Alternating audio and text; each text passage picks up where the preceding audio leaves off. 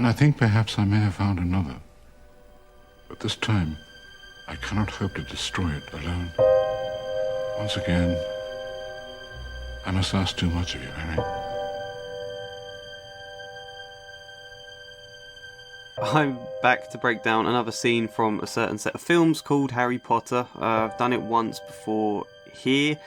I'm going to break down what I consider the darkest scene, which all of you will no doubt disagree with. I think the darkest scene in the films differs to the books on account of the films leaving out a lot of them, such as the scene at Marvolo Gaunt's house.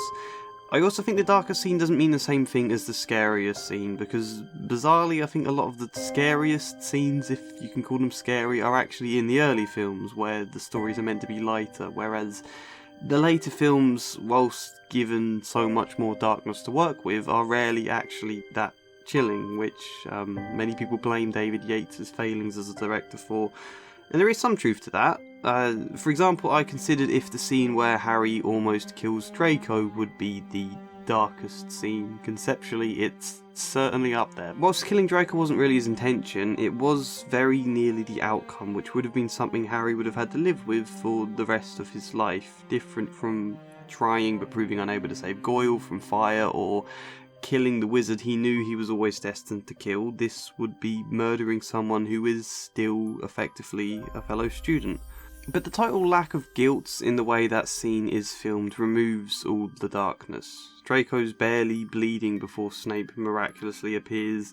Harry looks shocked and a bit troubled but leaves. Snape says nothing. We're shown no true emotion from Harry, just a short shot of the potion book, a silhouette of his face, and then Jenny removes all lingering guilt with a romantic kiss, with an awkward kiss. Everything is solved and forgotten immediately. The point of that tangent is that scene isn't particularly scary even if it had been filmed well, but it would have been incredibly dark because of the emotional weight it bears. Sometimes I think it's the emotional weight of a scene that makes it much, much darker than anything more obviously a bit creepy. Which is why I've chosen the scene I have chosen as the darkest scene. The scene from the same film which shows the other side of the David Yates coin, Dumbledore and Harry in the cave.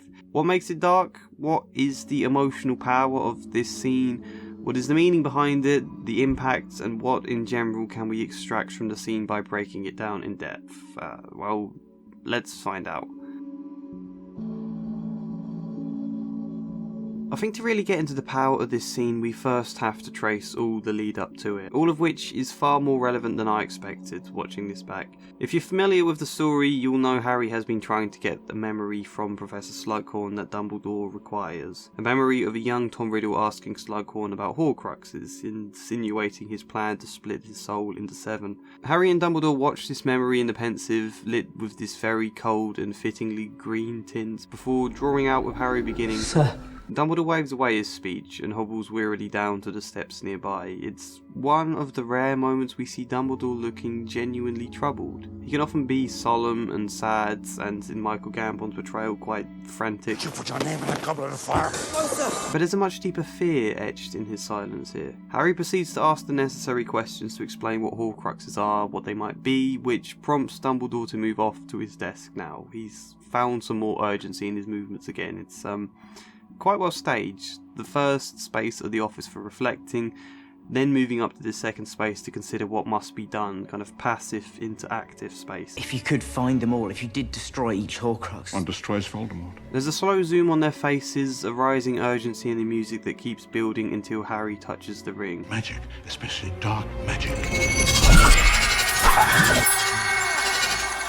That, I think, is a genuinely dark moment. Very well and creatively filmed, really. It's a sharp visual and auditory touch to highlight just how powerful horcruxes are and how great of an ordeal this mission to find and destroy them really is. This is largely the task of the next 2 films, after all. By splicing in very brief cuts of Voldemort, it also feels as though this is something intimate to him, something normally hidden and kept unknown that we've uncovered a brief glance into, but most importantly it conveys how genuinely awful it would be to divide up your soul.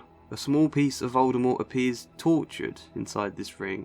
You feel that in a way that's crucially important to the whole idea of what horcruxes are. Not something empowering, not a great treasure that strengthens you, but something horrific that destroys you. So that's one important point to keep in mind, how horrible and very much the opposite of power the horcruxes truly are.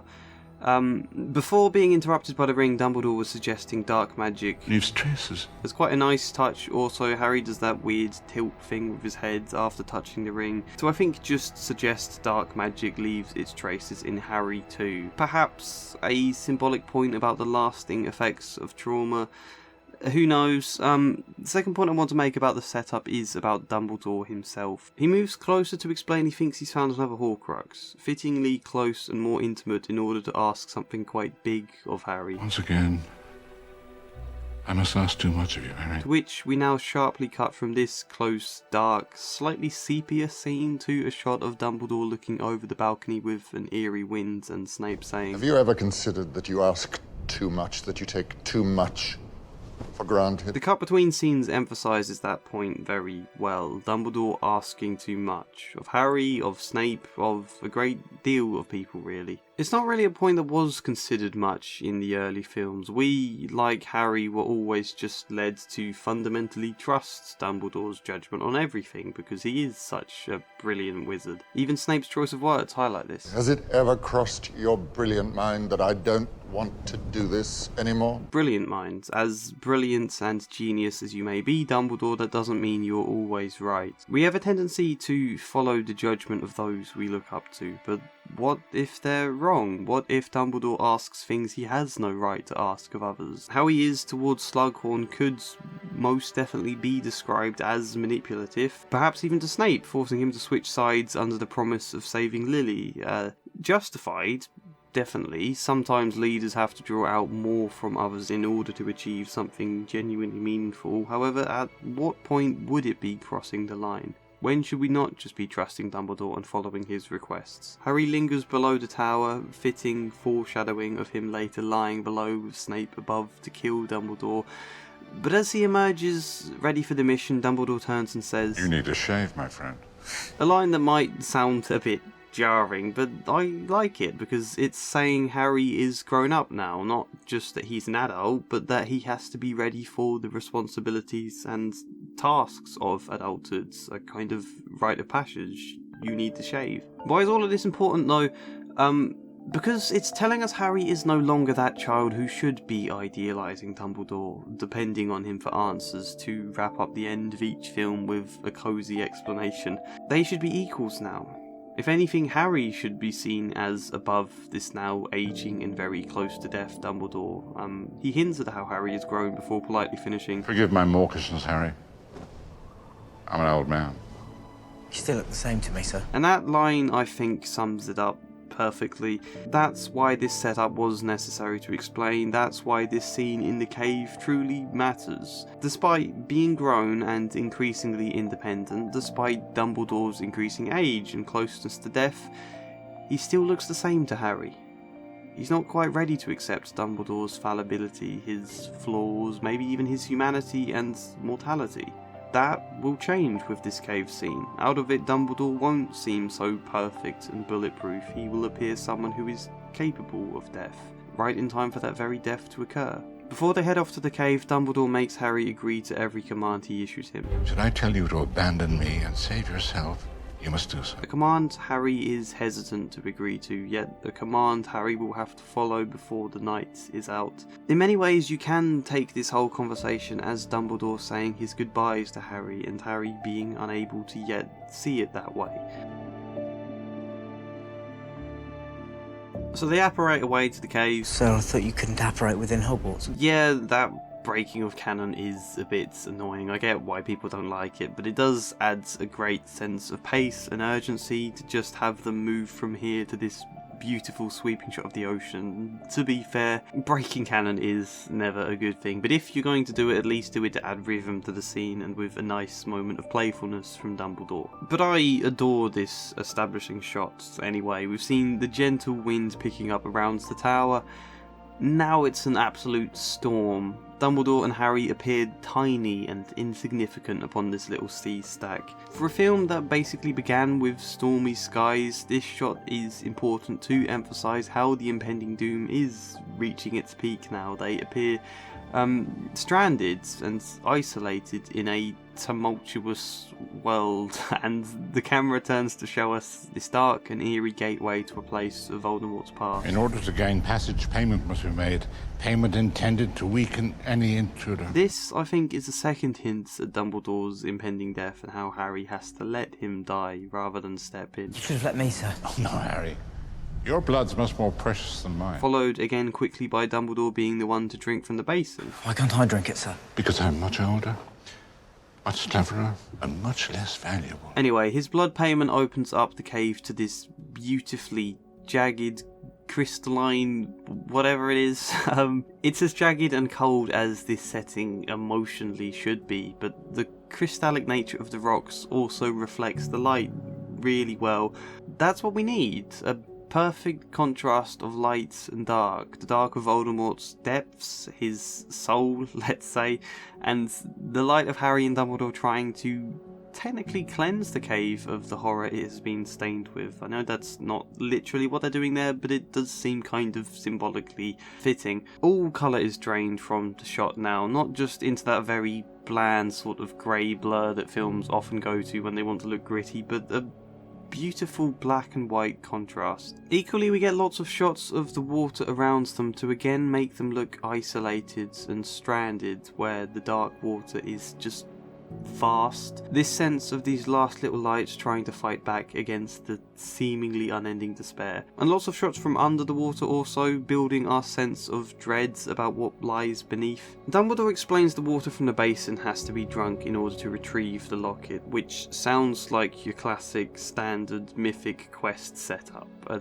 cup, a grail, a horn, a basin, whatever you drain in order to retrieve some symbolic enlightenment. The trial aspect of it here is that the liquid is some unexplained sort of poison. The fact it isn't explained is exactly what makes it so impactful and powerful when we see Dumbledore most probably having visions from his past, guilt over Ariana, breaking down into the exact sort of frailty that Harry has never seen him for. The greatest wizard of all time is reduced to a pained and helpless child, and there's nothing Harry can do but force him to keep drinking. Like a nurse trying to give medicine to someone who has long lost the sense to understand why. It's deeply affecting because it's so very relatable. This scene very much does make me think of dementia, adding so much to its haunting quality.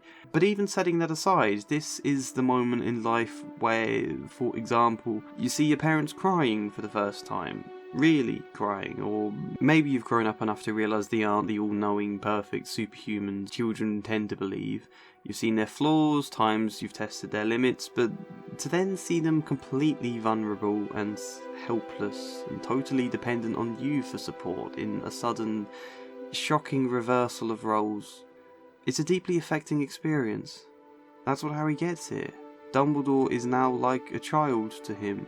Not only that, but Harry can't do anything to help, can only force him to keep drinking what he so clearly hates. The sad truth that how the rock, giant-like people we can look up to can seem so small with time. That in itself can feel like a death of our idealised belief, a death of perfection in our eyes, I guess. Having then to come to terms with, really come to terms with life's imperfections. And then it ends. Clarity returns to Dumbledore. The poison has worn off, but he isn't as he was. He appears worn and very empty, I think the word is. Order. There has been no symbolic enlightenment at the completion of this mythic trial. The complete opposite, really. Dumbledore is left empty, and their only clear rewards, their holy relic, is a soul-destroying object of darkness, rather than anything of enlightenment. And even worse than that, it's a fake. That's the reward from this mythic trial, I guess, then. Emptiness.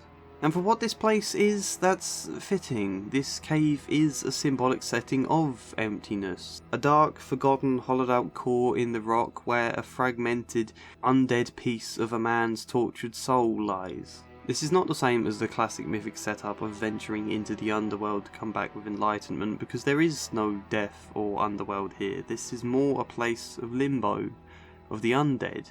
First in the horcrux, second in the fact it's a hollow fake, and thirdly in the inferi. They are very much a symbol of that hollow inner emptiness, not dead but also not human, emotionally empty.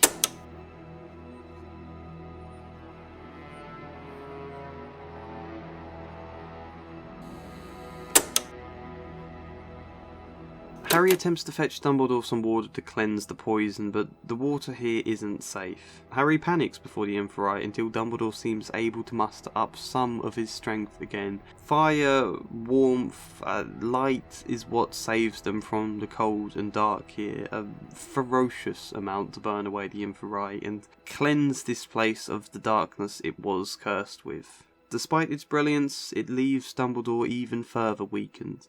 And that is technically where the scene ends, but if it feels like we haven't got really to the heart of what I'm trying to say, then that's because I think we need to quickly touch on Dumbledore's death to tie everything together.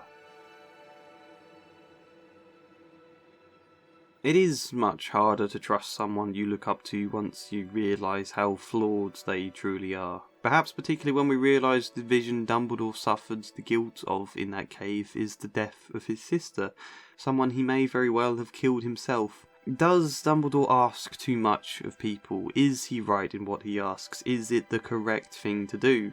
The very last thing Dumbledore says to Harry is, Trust me. Trust me. right before Harry stands there and watches him be killed. And you'd forgive Harry for feeling like trusting Dumbledore was a stupid thing to do here, especially so because all of this ordeal, this mission to retrieve a locket that basically cost him his life, was for a fake locket with no clue where the real one might be. The whole quest feels entirely pointless to the extent Harry bitterly concludes, It means it was all a waste. All of it. The scene is so dark in the cave because in all forms, the rewards they win is emptiness. As much as they all do gather together and shine their lights, they are still faced with this same impending darkness of the cave on all sides, this raging storm of the sea. When the morning comes, the sun rises without hope, serving only to reveal a deeper emptiness that the darkness hid. All the scenes now are very silent, very barren, an empty hall, a lifeless office, not much movement, everybody speaking with as little words as they can. That same bleak wind, the last remnants of his youthful optimism, this attempt in the sixth film to think of love and Ginny and all the things teenagers are supposed to think of, now it's gone. Dumbledore is flawed, has died, and perhaps is someone Harry feels he shouldn't have been trusting all these years. Not the hero he looked up to that gave him hope, which I think is a theme that then gets expanded in the next book with Rita Skeeter's expose about Dumbledore. And yet Harry does still hold to hope.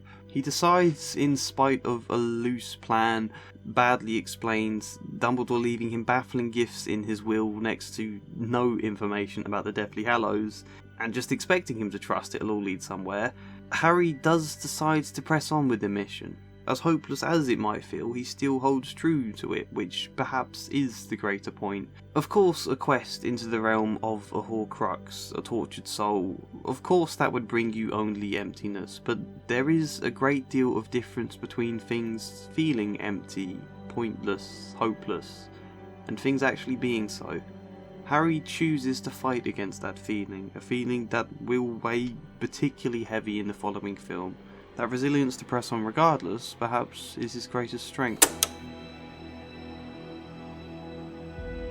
I hope I've kind of made that point clear there. This is a fantastic scene all the same. A wonderfully dark one. It's very, very hard to venture into the dark places of the world without losing our inner light. Perhaps that's the best way to sum it all up. I love this scene. I actually love this film. Most people do seem to despise it, but I think that's unjustified of the Half-Blood Prince. It does have a great deal of issues, but so do most, if not all of the Harry Potter films, and I think a lot of the supposed issues here are actually just things people have misunderstood about the Half-Blood Prince. So part of me is tempted to make a video about the film as a whole, why this movie is a lot better than people give it credit for, but only if I really feel like it. I'm only really good at talking about things I feel passionate enough to do so we'll see. Other than that, like the video if you liked it, it helps me out in the algorithm. Subscribe if you want more from this series, support me on Patreon if you want more from me in general, but otherwise, hopefully see you next time. And as ever, a special thank you goes to Devin, Kestrel, Arwen, Janice McMahon, Luke Hoare, Treat Chukaba, Michael Gallagher, InSquares, Dustin Paulson, Brian Herring, Samara Salsi, Sharikov2814, Joshua C. Follier, Chad Bramwell, Incomplete Sentience, and Nicholas Patrick. Thank you.